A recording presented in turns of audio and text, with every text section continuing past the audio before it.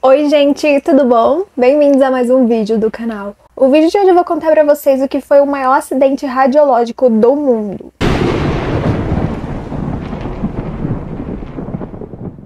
Bom, muita gente escuta falar sobre o que aconteceu em Chernobyl, mas pouco se escuta falar sobre o que houve em Goiânia em 1987. Claro que não teve a mesma proporção do que aconteceu em Chernobyl, que foi um dos reatores que explodiu e aí causou toda uma fonte de radiação, a cidade teve que ser evacuada. Mas aconteceu uma coisa em Goiânia em 87, envolvendo também o Césio-137, que é altamente radioativo. Tudo começou quando uma treta entre o Instituto Radiológico de Goiânia e a Sociedade São Vicente de Paula, eles começaram a ter uma briga por território, que era onde ficava o Instituto Radiológico. Bom, o instituto acabou saindo de lá e indo parar num novo endereço. O problema é que o dono do instituto deixou para trás algumas máquinas, e uma delas era uma máquina radiológica, que para quem não sabe, tem um pouquinho de radiação dentro, e ela foi simplesmente deixada ali. Bom, começaram a fazer algumas obras no local, mas acabaram sendo impedidas e o prédio ficou abandonado por algum tempo.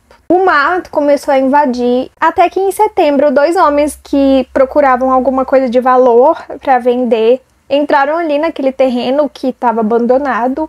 Eles foram à procura de algo que eles pudessem pegar e vender para o ferro velho para ganhar algum dinheiro.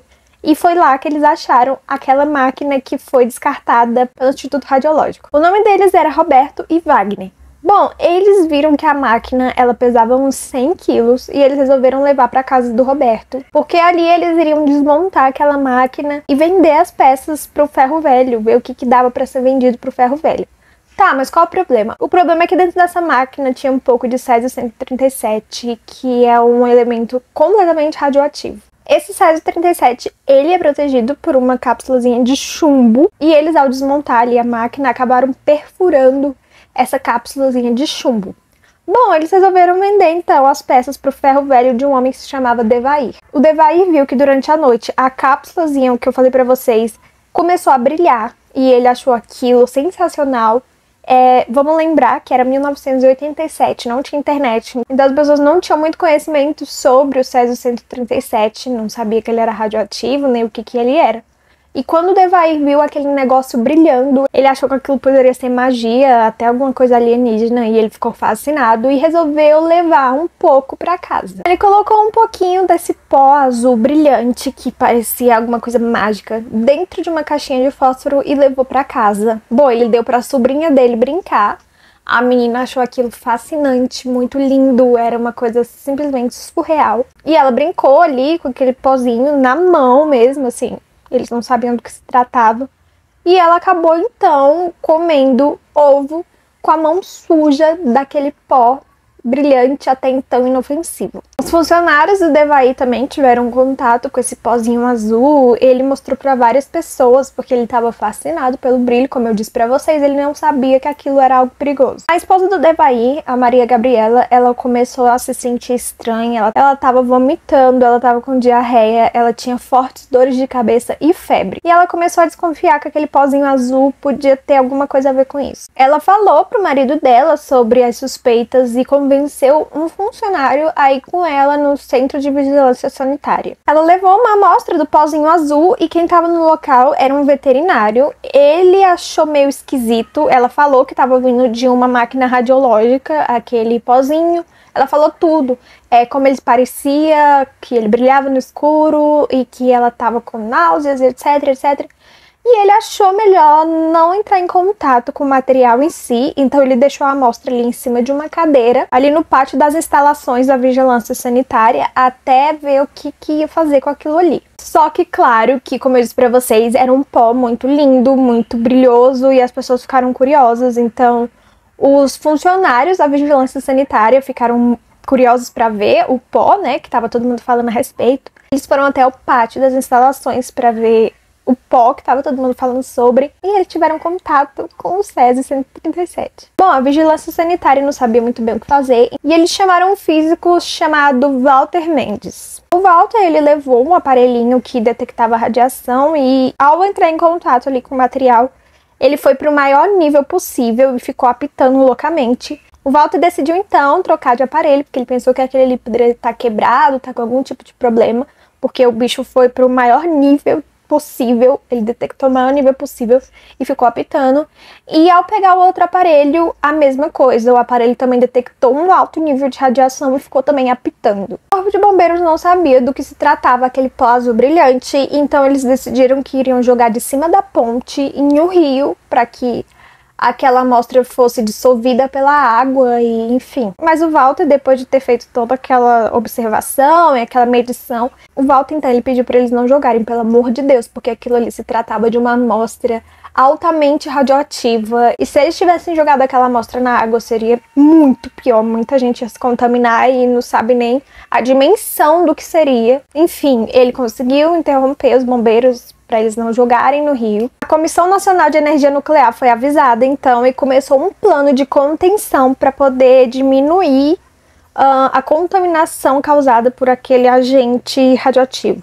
Eles chamaram então os médicos especialistas em radiação, pessoas que também eram responsáveis pela contenção de radiação, né, de radioproteção. Chamou o Instituto de Pesquisas Energéticas e Nucleares, chamou tudo que tinha a ver ali com um negócio de radiação, que era para eles poderem conter aquilo ali e limpar os locais, para fazer alguma coisa. E eles avisaram também o Hospital Naval do Rio de Janeiro, que era o único na época que tinha uma enfermaria especializada em pessoas que foram contaminadas por material radioativo. Eles começaram então cimentando a cadeira lá no pátio da vigilância sanitária, que é onde tinha ficado aquela amostra, né, que a Maria Gabriela levou para vigilância. Então eles cimentaram aquilo ali para conter a radiação. Eles montaram também no Estádio Olímpico da cidade uma triagem radiológica, né, para medir as pessoas, para ver se alguém estava radiado. Caso desse positivo, essas pessoas elas seriam tratadas da maneira adequada. Eles andaram ali pela cidade com um detector de radiação, tanto no helicóptero quanto terrestre, que era para identificar os locais que tivesse algum tipo de radiação. Quando esses locais davam positivo para radiação, eles cortavam árvores, eles removiam o solo, substituíam por outro solo, então eles foram meio que limpando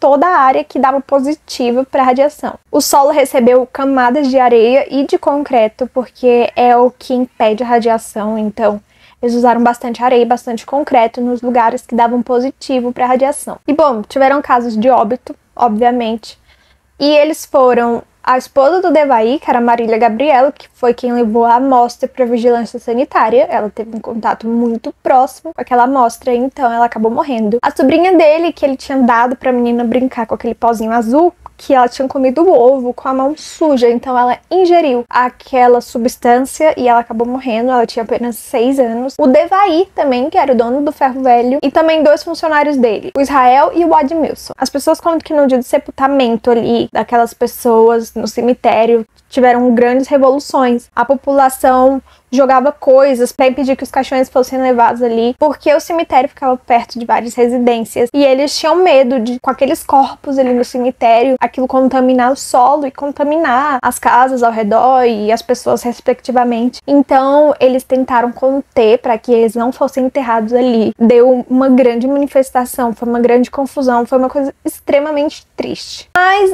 os caixões eles eram feitos de chumbo e eles foram colocados ali sobre muita areia e concreto, o que impediria que os corpos espalhassem radiação pelo solo, etc. Então, tipo assim, tava bem protegido. Até hoje estão lá para visitação, se você quiser ir lá visitar, enfim. Eu fui na época da escola, a gente fez uma pesquisa de campo, né, na matéria de química, e aí a gente viajou para Goiânia para poder ver todo o local onde tinha acontecido, inclusive o cemitério, e é realmente bem triste. São túmulos grandes de mármore com várias camadas de concreto, então é muito triste. E depois que a gente fica sabendo que foi a maior loucura ali para poder enterrar aquele pessoal, e as famílias e os conhecidos viram tudo sem poder enterrar direito seus entes queridos, porque a população toda tava jogando coisa, gritando, deve ter sido a coisa mais horrível, enfim. Bom, depois disso, Goiânia começou a sofrer um preconceito gigantesco. As pessoas não queriam nada que vinha de Goiânia, tanto de alimentos quanto de outros produtos, porque elas pensavam que tudo que vinha de lá estava com radiação. Os próprios goianos em si, quando eles saíam do estado para outros lugares, eles sofriam preconceito. As pessoas não queriam chegar perto deles, não aceitavam eles, porque pensavam que todos eles estavam radiados. Isso foi barra pesada pra eles, foi bem triste. Pra vocês terem ideia, até os carros que tinham a placa de Goiânia, a galera jogava coisa, não aceitava. Então, se alguém soubesse que você era de Goiânia, você sofria um preconceito, assim, absurdo, porque as pessoas tinham certeza que você tava com radiação e que você ia espalhar radiação ali pelo pessoal. Bom, o Ministério Público de Goiânia aponta que foram, em média, de 66 óbitos por contaminação de radiação e mais de 1.400 pessoas foram contaminadas ao longo dos anos. Então, como eu disse pra vocês, por ser uma época em que não tinha internet e que as pessoas não sabiam a respeito do Césio 137, porque não era uma coisa muito falada, começaram então a humilhar e a excluir essas pessoas que vinham de Goiânia porque eles pensavam de algum jeito que todos estariam radiados. Enfim, era falta de conhecimento. Era 1987 no Brasil, sem internet, enfim, as pessoas estavam com medo e gente morrendo e enfim, dá pra imaginar a loucura que deve ter sido na época. Em 1995 foi criado um município para poder abrigar todos aqueles rejeitos radioativos, então foi feito um parque, no qual ali no município a bandeira carrega o símbolo de radiação. O ferro velho do Devair, que foi onde teve a maior contaminação, foi demolido, coberto de areia e de concreto, bastante concreto.